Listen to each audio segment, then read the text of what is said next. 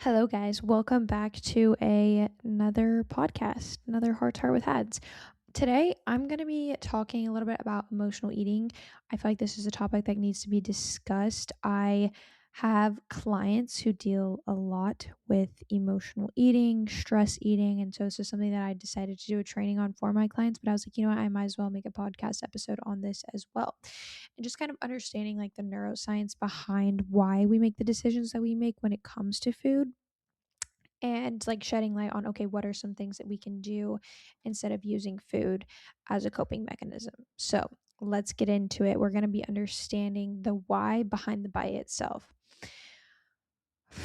Just to start, like, have you ever had an instant where you sat down and you ate a whole bag of chips unconsciously, or you were so bored or like so stressed, you came home from a busy day at work, a stressful day at work, you immediately went to the pantry because you thought that that was going to help make you feel better, like you were craving something.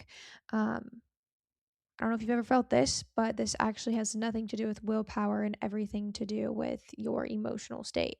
And it's actually a coping mechanism that probably once worked for you at some point in your life. And I want to reiterate that this is not weakness, this is not lack of willpower. This is just something that you have conditioned your body and your brain to do. Is every time you perceive stress, eat, stress, eat, stress, eat, stress, eat. And maybe you don't deal with emotional eating, but maybe you do deal with some other sort of poor habit or like addictive habit that you don't necessarily love. And you could easily apply it to that. So like, for example, if you are somebody that struggles a lot with like being addicted to your phone, or like you grab your phone after any minor inconvenience or when you're bored, same thing applies to this. Food, phone, whatever your crutch is. So just think about that as I'm going through this, of like, if you're not somebody that actually struggles with emotional eating, maybe it's emotional binging on your phone, or emotional, I don't know, just other little habits that maybe aren't the best for you or conducive to you and what you're trying to do. Now, the reason why I did this is because I do have clients that are going through weight loss journeys, but yet they do resort to emotional eating, therefore making it harder for them to lose weight. And so we're trying to break out of that habit of the emotional eating. The problem is not the food itself. It's a signal. Our brain's giving us a signal that we're feeling a type of way and we want to do something about it. And typically, food is the option, but we're going to rewire that. So, let me get into kind of the neuroscience behind why we eat the things we do. So, when you eat a hyper palatable food, think things like chips or pop or candy or going out to eat somewhere, or just like fatty foods, so like sweet and salty and things that are like give us that, oh, this tastes so good right now, but then you're hungry like 30 minutes later because there's literally no nutritional value to it. What happens is when you eat these things, your brain is releasing dopamine and opioid peptides. So obviously opioid peptides are things that help, are like addictive, right? It gives us that addictive like response. These specific chemicals reduce the intensity of negative emotions in the short term. Okay. This is like that instant gratification. The same thing applies to the phone that I was talking about. These chemicals reduce the intensity of your negative emotions. That is why you resort to them, but only in the short term.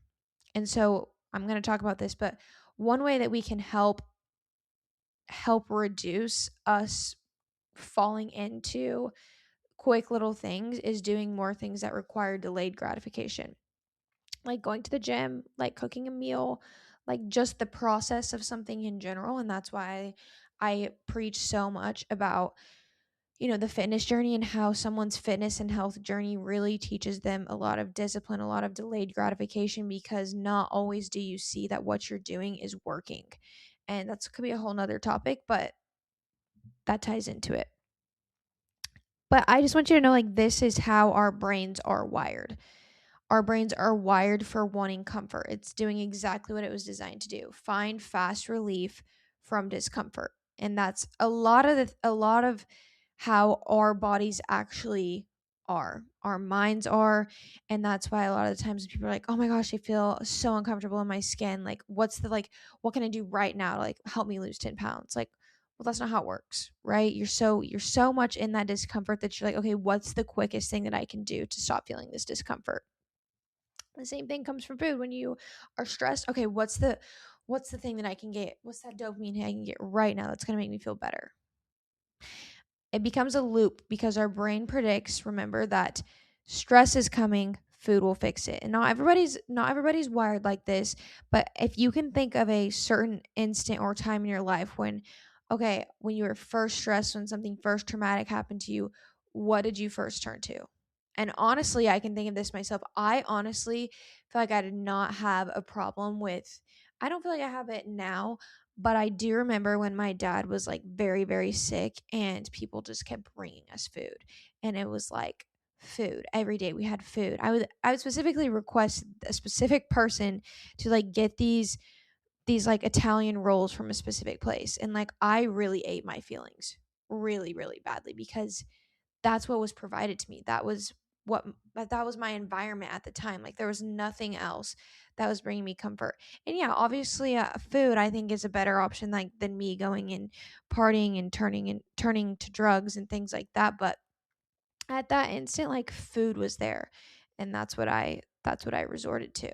And I don't know how I think how I got over that is whenever people stopped bringing us food because my mom's not a foodie. She wasn't just like bringing us getting more food and like constantly cooking and making more things. Like when he passed, it was like, okay, yeah, people brought us stuff for a little bit while longer, and then time passes and the environment changed. And just that environment shift was like, okay, like I no longer use food as comfort because it was no longer there. And so I'll talk about this in a second, but just like removing things from your environment. And it's not because you're being restrictive, it's simply because that is not serving you, especially not serving you if you're trying to lose weight.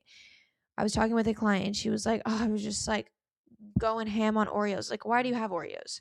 Like, throw that away. I literally said, throw that away. She was like, well, she owns a bakery. She's like, well, what I eat from a bakery? I said, okay, that stuff stays with your bakery food stuff. But the chips and the other things that you're talking about, throw it away. Throw it away. Out of sight, out of mind. You have to break the pattern or it's going to just keep repeating. Not to say you can never eat a chip again in your life, but if this is something that you're constantly turning to, it's no different than say you're somebody that's trying to quit smoking. Are you still going to buy the cigarettes and leave them in your car and just like have them there sitting for temptation? I mean, you could. That's crazy. I would do some shit like that because I'm crazy with temptation. I'm like, oh no, I'm disciplined. I can't do that. But like most people can't resist that urge. And so think of it in that sense. It's the same kind of scenario. All right, now we're going to get into kind of the trigger loop. And I'm going to break down the loop and how it's a never-ending loop unless you break one of the stages of the loop. So the first part of the loop is obviously the emotion, right? That emotion then surges some type of craving or urge. And that next part of the cycle is you resort to eating. What does that eating give you? Temporary relief. But then you're like, oh my gosh, I feel guilty. Guess what? You're back at the emotion. You're back at a negative emotion. And then guess what? You're back at the craving. You're back at the eating. And then it's just a never ending cycle. And the whole loop, realistically, is only 90 seconds. So if you can, okay, number one, recognize the emotion that's coming up. If you can stop right there, pause, be like, okay, this is what I'm feeling, and ask yourself in that moment of feeling that emotion, what do I need right now? Not what do I want, but what do I need? If you can stop right there, you're going to stop the loop. Now, maybe you don't do that. And then you get to the urge and the craving. You're like, oh, I'm craving this. Same thing. Ask yourself that question. What is my body asking for right now? And it may actually be that you are hungry. And we'll get into that of like the actual biology behind it. Then you're eating and you get that temporary relief. Then maybe you do eat and then you get that temporary relief, but then you don't guilt yourself about it. Maybe you stop the loop there. And really, I think the goal is about like stopping the loop before each thing and like just getting better about working your way back on the loop. So say you do go all the way up to guilt, and then you're like, I feel guilty, but I'm not going to let that guilt repeat this loop. And then you're getting better each and every time. So the physiological lifespan of an emotion is approximately 90 seconds. But after that, the emotion itself either dissipates or we re-trigger it by continuing to think the same thoughts. So most emotional eating actually happens in response to an emotion that we didn't let complete its cycle. Crazy, I know.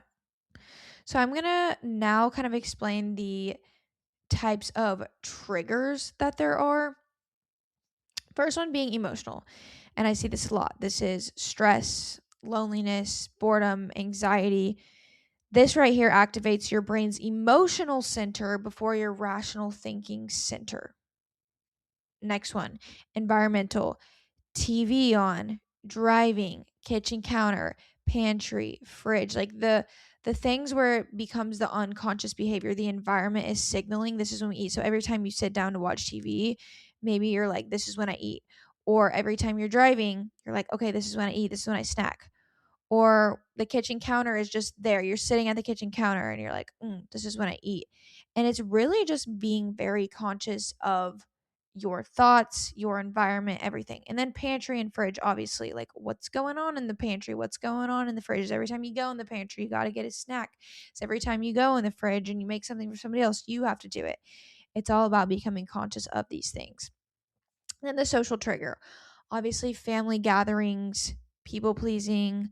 I'll just have a little whenever somebody asks you if you want it. Oh, I'll just have a little. And celebrations. You typically mirror the behavior of the people around you.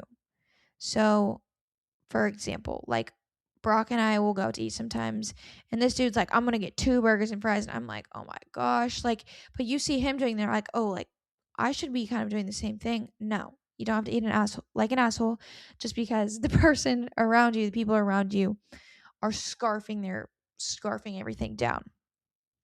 Then we get into the physical trigger.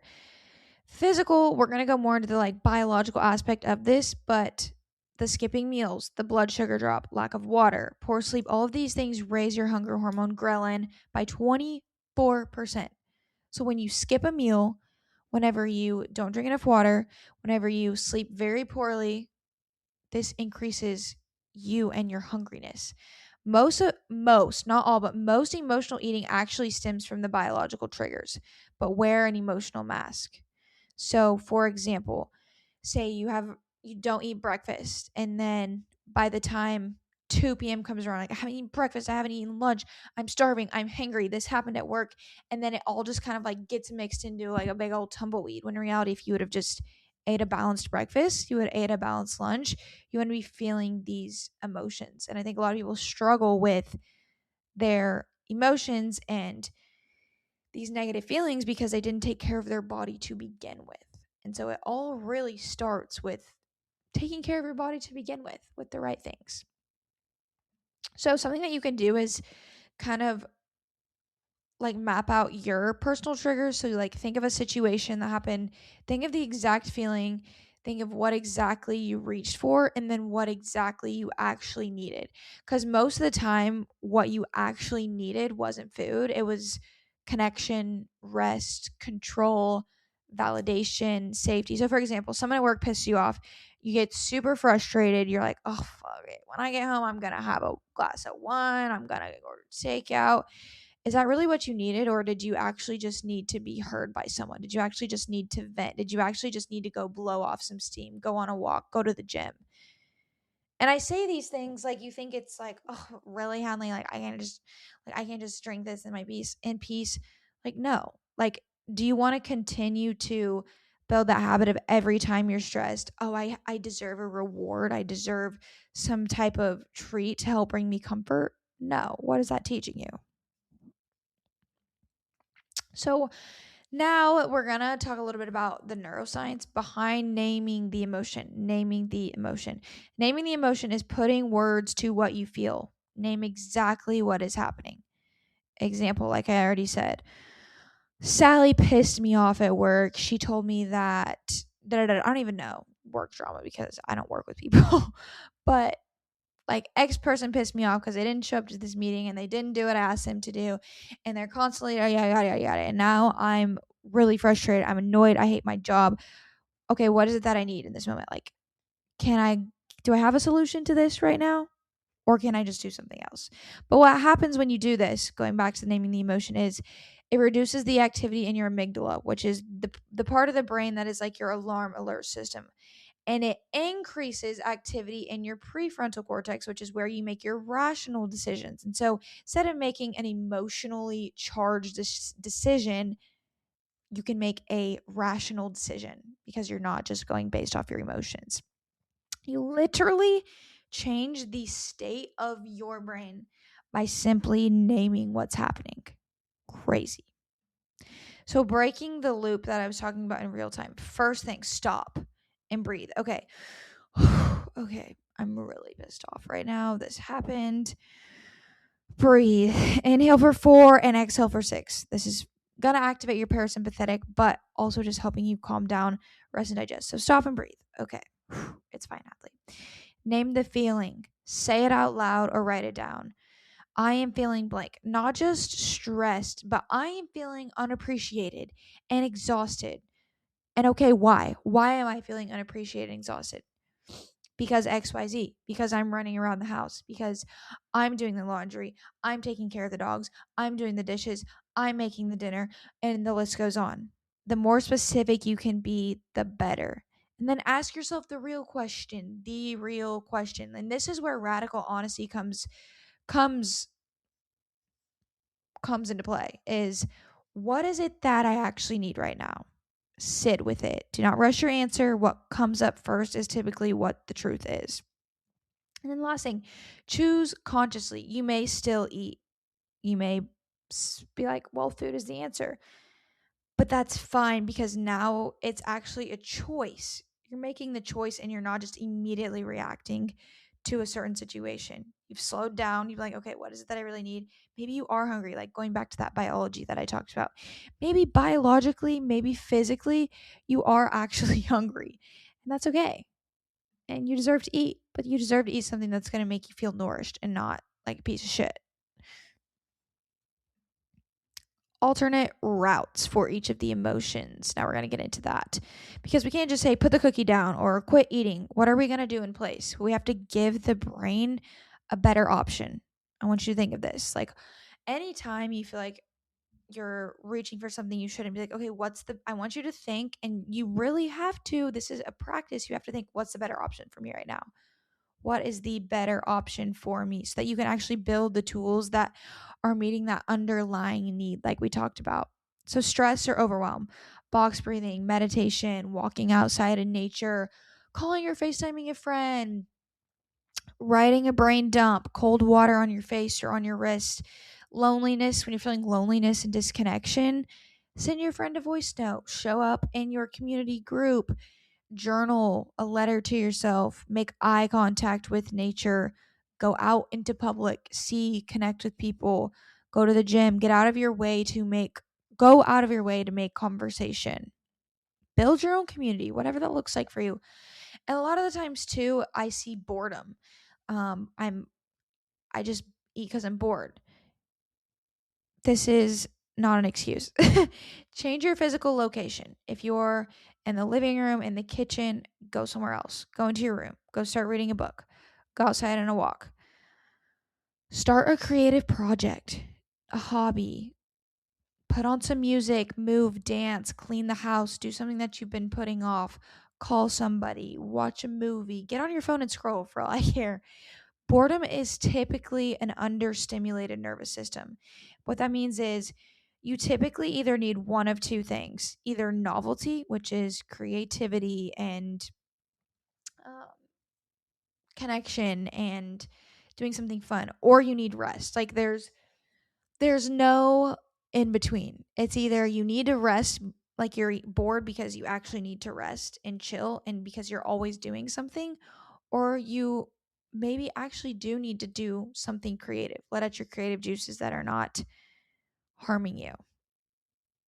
And remember, like all these things I'm talking about are free things you can do. It's not like these things cost anything. And I think that's what's most helpful about this. And then anxiety and worry and fear. Obviously, I already mentioned, but meditation. You can also journal like worst case, best case scenarios. I think this helps a lot. It makes me feel so much better. Prayer, slow physiological sighs. So, double inhaling through your nose, low exhale through your mouth. Not low, long exhale through your mouth. A long exhale is so critical for your breathing, and it helps bring you back into that rest and digest state. Another thing, too, that I haven't really tried, but EFT tapping, and basically it's like tapping different points of your body to help bring your body back into a parasympathetic state. So let's see. Last thing I really want to talk about is, well, we have a couple things actually, but I want to talk a little bit about the shame, because there is a lot of shame that comes with there's a lot of guilt, I should say, that comes with when we overeat or overindulge or emotionally eat. And that's actually the worst thing you could do, because food related shame does not reduce emotional eating. It actually increases it, because the more harshly that you're judging yourself for eating emotionally, the more you're going to do it. This doesn't mean that you lower your standards. It just means, okay, have self compassion for what I did, and also accountability. They can coexist. You can have both. And so reframing your mindset from, I failed again, I have no self control, I'll never change. Because if you keep telling yourself this is going to re trigger that loop that I talked about at the beginning. Okay, now what if we do? I noticed a loop, I can see what triggered it. What would I do differently next time? This thought is going to build a new connection inside of your brain that we're not going to associate stress with food, or overwhelm, or boredom, or all those emotions that we don't love, or those feelings that we don't love, associate that with food. And I just want to reiterate too, like, it's not about eating perfectly. Nobody's going to be perfect. But progress is actually catching that part in the loop, like one step earlier each time, until one day you finally just catch it before it even starts. Like I said, you get to that spot where you feel the emotion and it's like, "Ooh, this is how I feel. Now I don't have to act on this." Like sometimes you really just feel something and like, "Okay, that's literally just how it is," and move on with it. I wanted to just reiterate understanding your biology lastly, because obviously I do a lot of holistic work, and so I want to talk about, cortisol, blood sugar, your gut, and sleep, and all the things that can really play a factor in you quote unquote emotionally eating, but it could just be tied back to some of these things. So cortisol and cravings. When you have chronic stress, this elevates your cortisol, which is going to directly drive cravings for high sugar, high fat, those hyperpalatable foods that I talked about. This is a survival mechanism, because when you're stressed, you need fast energy. And when cortisol is chronically elevated, you're not really just emotionally eating anymore. You're biologically compelled to, because of what I said. You're in a survival mode, you're stressed, you're like, oh, I need something quick to help me feel good and give me energy to go. And you're in that like state of chaos. And then we get into blood sugar. Blood sugar crashes, especially from skipping meals or just having like a high carb food without any balanced meals. Like I always talk about this, like balanced meals, having protein, carbs, fat, fiber. When you're not having specific meals like that, you are going to get the blood sugar crashes, which does then create the irritability, the anxiety, the low mood, all of which are triggers for the emotional eating. So by simply just stabilizing your blood sugar removes the trigger from the equation entirely before any of the mindset stuff that we talked about is needed. Crazy. I know. Then we get into the gut brain axis. 90% of your serotonin, the feel good calming neurotransmitter, is produced inside of your gut. When you have poor gut health from eating poor food, shitty food, this can impair your emotional regulation, increase your anxiety, amplify the stress that's already there, which is making you more susceptible to emotionally eating. You see how all this is kind of interconnecting? I know. You're like, Hadley, what the heck? And then lastly, sleep deprivation. Whenever you get poor sleep, your hunger hormone raises, the ghrelin, like we talked about, and lowers leptin, which is your fullness hormone. and which also impairs activity in your prefrontal cortex, which is the brain region needed to pause and name emotions. So when you're not sleeping, literally everything is discombobulated.